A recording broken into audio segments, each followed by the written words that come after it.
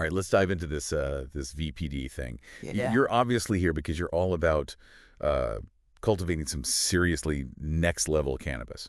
Absolutely. And and let me tell you, the stuff you sent over after this deep dive, VPD, is going to be like your secret weapon. Yeah, it's a game changer. I when I first really understood it, Yeah, it's like you unlock this whole other level of control and understanding of how your plants are growing. it's true. It's really cool. So we're talking about vapor pressure deficit today, Yeah, which sounds very, very uh, complicated. it does sound intimidating, doesn't it?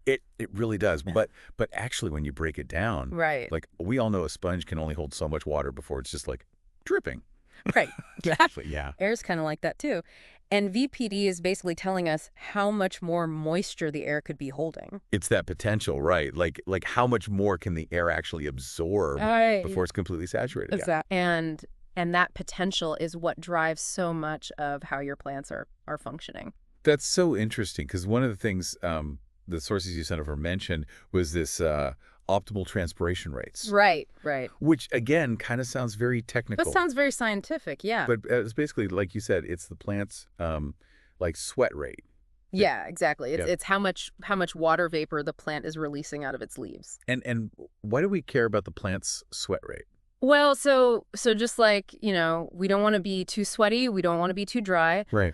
Our plants kind of have this sweet spot, this Goldilocks zone Right. when it comes to transpiration. If the VPD is off, if it's too low, then you're really increasing the risk of diseases. Okay. Things like powdery mildew, bud rot, those sorts of things thrive in these high humidity, low VPD environments. Uh-huh.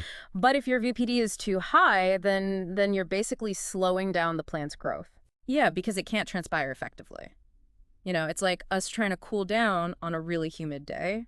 I see. So it can't cool itself down if the VPD is too high. Exactly. It can't cool itself down. It can't get rid of that moisture. Wow. So obviously VPD, we know now, super important for healthy plants. Uh-huh. But what about like what's in it for the grower, right? Like Right. if I'm really diligently managing VPD, Yeah. what's it going to mean for the quality of my yield? So this is where things get really interesting. Yeah. Okay. So remember terpenes. Right. Those are the things that make it smell good. They're the compounds that give cannabis its aroma, its flavor. Okay. And it turns out that VPD plays a huge role in how these terpenes develop. Really? Oh, yeah. You see, when a plant is under the right VPD conditions, Okay. it can actually produce higher concentrations of certain terpenes. Get out of here. So you're saying like if I dial in my VPD, not only am I getting healthier plants, but I could actually You're going to have more flavorful, more aromatic, potentially even more potent buds. wow. So it's almost like conducting this symphony of flavors and aromas just by managing the VPD. That's a great way to put it.